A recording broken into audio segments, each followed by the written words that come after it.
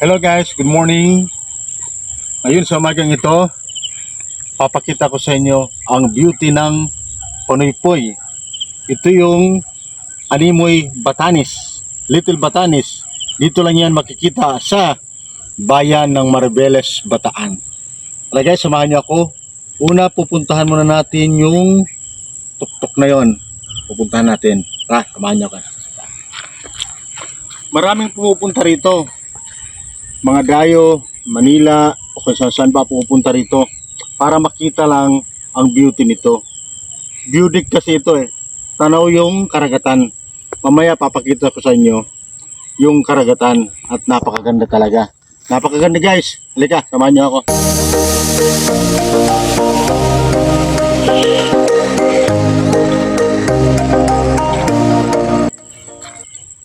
Pupuntahan natin yung bundok na yon.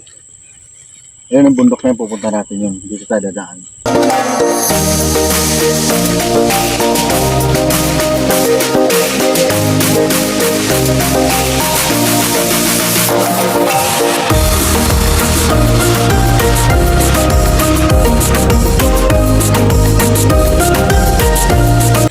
Medyo, medyo paakyat.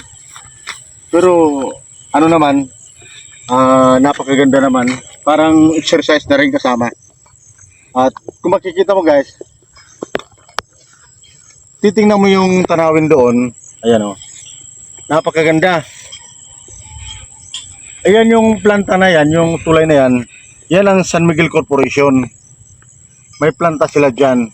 Ito naman lugar ito dito. Ito yung Lower Barangay Biaan. Yan. At dito sa side na to, ito yung Lower Porto. Pero puntahan muna natin yung taas na yun.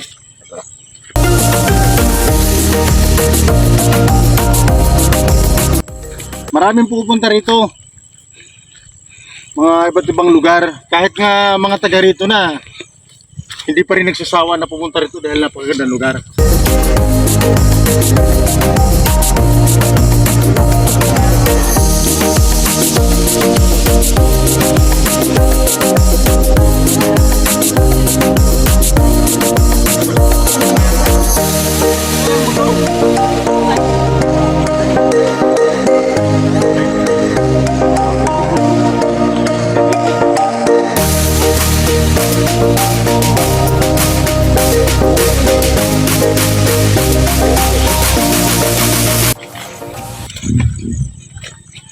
Gabi overnight kayo?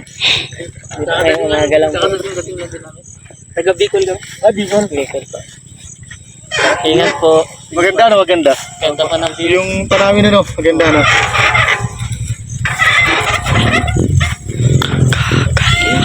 Dito tayo. May daanan dito eh.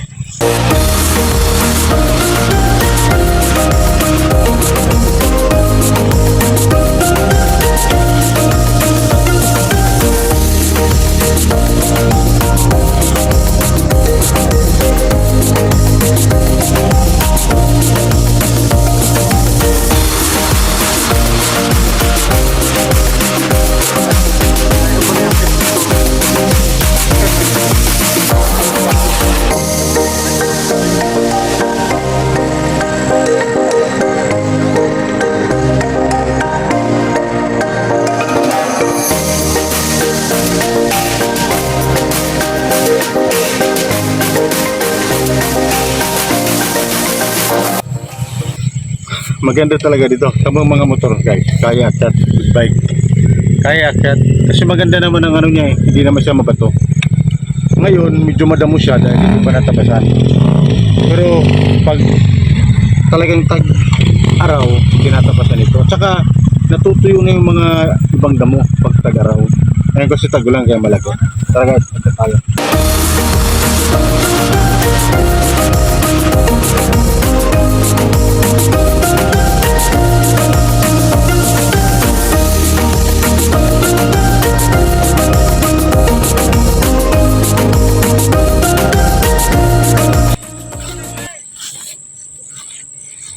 Pagkating nga lang, pero okay lang. Pwedeng exercise. Yung mga may edad na rin dito, dito nagpupunta. Kasi maganda lang tanawin, nakakapag-exercise pa sila. Jogging kasi paakyatin nga. Maganda sa health ito ditong lugar na to. Tara, akyat tayo.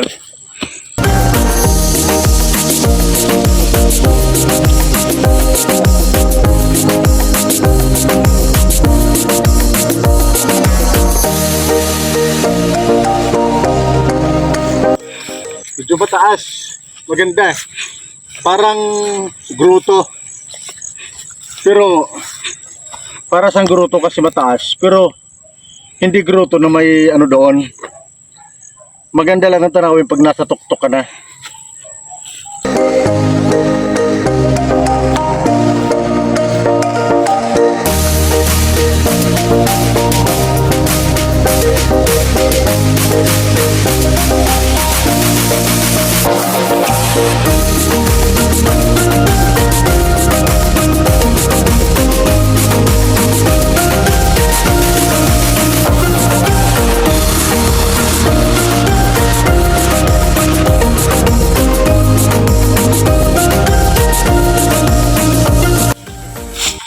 Malapit na tayo guys makarating sa pinakatuktok nito ng Panaypoy. Malapit na.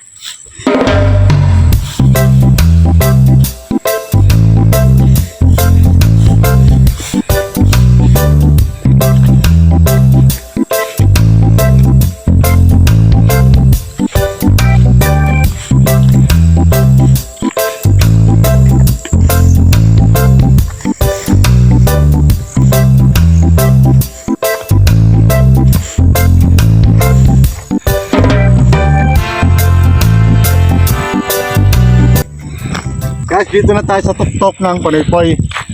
Maganda dito. Dito, matataraw mo yung buong bayan ng Mariveles.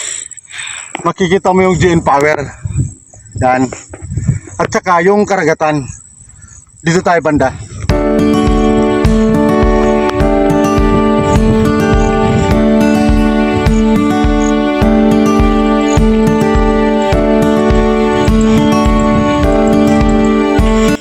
Madamo nga lang, pero maganda naman siya, hindi matataas sa mga damo.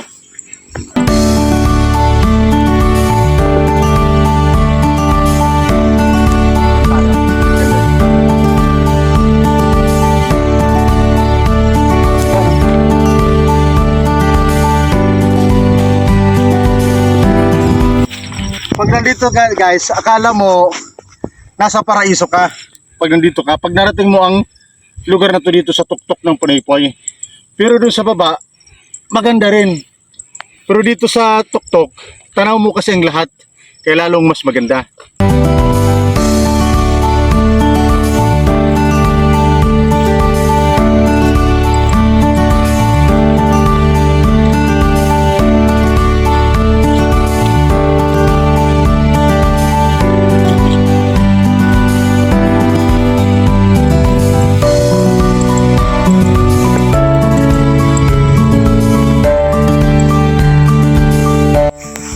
Napaka-safe parang hangin guys. Sariwa, ngayon medyo mainit pero sariwa ang hangin. Maganda. Okay.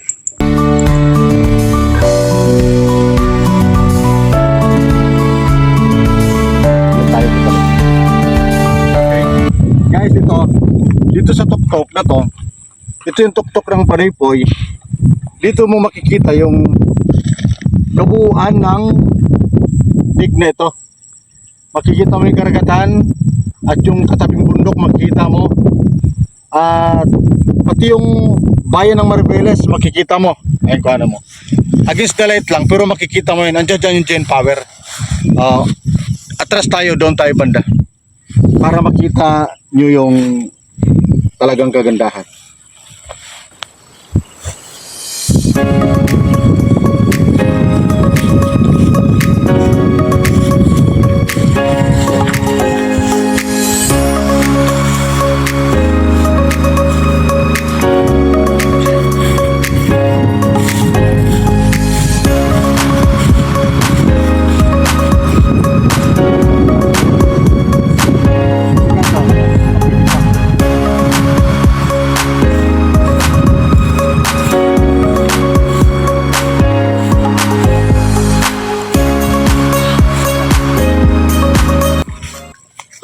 Nasa pangpang na ako ng Panaypoy. Nasa pangpang na ako. Pangpang na ito guys, ang view deck. Tatanaw mo yung kagandahan ng katabi ng bundok. Ayan. Ayan. Pakita nyo. Ayan yung beach guys na puro graba siya. Hindi sa buhangin na beach. Pero graba siya na maliliit. Parang dinurog na graba. Pero bilog-bilog siya na graba. Beach yan. May mga naliligo din dyan. Kaso sa ngayon parang hindi pa sa open, private siya. Kasi inaayos pa nila. Pero tingnan mo naman, napakaganda ng lugar guys. Ito yung Panaypoy. Ayan. Yung tuktok na yung dulo na yon, yan ang tinatawag na Kutad. Kutad na. Tama, Kutad ano? Kutad. Yung lugar. Ay yung tuktok na yun guys, yung bundok na yun. Kano yung bundok na yun? Tuktok na yun. Yan ang tinatawag na Lamisa. Lamisa. Dati nung sumasama pa ako sa bangka, ang tawag nila dyan, palatandaan yan ng mga kapitan ng barko, Lamisa ang tawag nila dyan. Kasi pag nasa labas ka, pag nasa karagatan ka, akala mo lamisa siya. Pag nasa malayo, kung titingnan mo, lamisa, kwadrado. Kaya napakaganda. Ayan o. Tingnan natin yung karagatan. Yan. Ayan ang barko. May mga nakaparado ng mga barko dyan. Yung mga barko na yan, doon yan sa San Miguel. Nagpaparking na sila dyan. Pero makikita mo yung kagandahan dito. Ikot kayo doon. Papakita ko.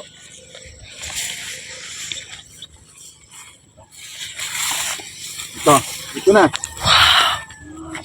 Mamangha kayo sa beauty guys ng Panaypoy. Ayun o. Ayun. Yun ang dulo ng Panaypoy. Yung tangos na yon, yan ang dulo ng Panaypoy na ito. Yan. Tamo, sa lugar na yan, mostly na nakatira dyan, mga mangingisda sa Kutad na yan. May mga bangka marami. Doon sila. Tamang lawak na karagatan. Alam mo yung karagatan na yan guys. Ang harap niyan dito, Mindoro na yan. Ito pag nirot yan, Palawan na yan. Patong China Sea na yan. Kaya, makita mo yung kagandahan ng Panaypoy. Yung view deck niya. Makikita mo na, akala mo Batanes. Pero hindi ito Batanes. Pwede natin ihambing sa Batanes. Dito lang yan sa municipality o bayan ng Mariveles, Bataan. Kaya kung gusto niyo pumunta rito guys, madali lang. Punta lang kayo sa bayan, magtanong. Dito lang yan sa sakop ng Barangay Balon Anito. Itong Panaypoy. Napakaganda ng Panaypoy guys. Kahit nga ako, taga Mariveles na ako, pero gusto ko pa rin pumunta rito. Hindi ako nagsasawa kasi parang nakakatanggal siya ng stress. Kung may mga problema kayo, punta kayo dito. Kasamang family mo, banding family, magdala kayo ng pagkain dito. Guys, talagang masarap dito, lalo na pagdating ng hapon na, yung palubog ng araw. Napakaganda ng sunset niya. At saka napakamura lang ang entrance dito guys. 10 piso lang ang entrance dito. Makikita nyo na ang buong kalawakan o kagandahan ng Panaypoy. Ayan o, kita mo, wala doon. Wala doon. Yan. Yan. Dito. Yan. Makikita nyo na ang kagandahan ng Panaypoy. Ayan, dito yan sa tuktok ng Panaypoy guys. Napakaganda. Ngayon, mamaya bababa tayo doon para makita nyo rin yung banda roon na kagandahan. Okay? So, kunin mo muna yon, yung beach na yon, yung graba na beach. Ganda. Ayan. Ayan. Yan ang graba beach guys. Kumbaga sa graba beach. Pero ang mga graba dyan, maliliit lang, bilog. Akala mo sinadya na bilogin. Napakaganda ng creature na yan. Alam mo guys, itong kagandahan na to, wino-worship ko ang God. Wino-worship ko ang God kasi siya ang lumikha nito. Guys, pag pinakilala mo ang isang lugar na kagandahan, wala kang ibang i-worship at wala kang ibang pupurihin kundi ang lumikha nito, ang Diyos.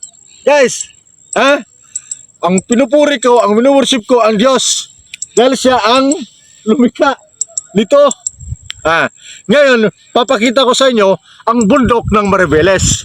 Kasi pag nandito ka, tanaw mo rin ang bundok ng Mariveles. Ayan o. Dito tayo sa kabila, dito. Yan. Yan. Yan. Yan. Ayan o. bundok ng Maribeles. Yan. Yan. Yan. Tanaw mo pa yung Fiesta Community na ano na tawag yan, yung pabahay, Fiesta Community. At sa baba na yun lang bahay ng Maribeles. Medyo against the light lang. Ayun ang GN Power. Yan. So ngayon, ikot tayo. Kunin mo ulit para hindi sila mabitin sa ganda. Kunin mo ulit. Yan, dito. Tingnan sa baba, yung sliding niya. Kunin mo. Yan. Yan o. Yan. Diyan guys. Ang ganda ng beauty ng Panoypoy. Yan. So ngayon, balik tayo. Bababa na tayo guys para pakita ko rin sa inyo yung ibang parte nito na maganda rin. Lika.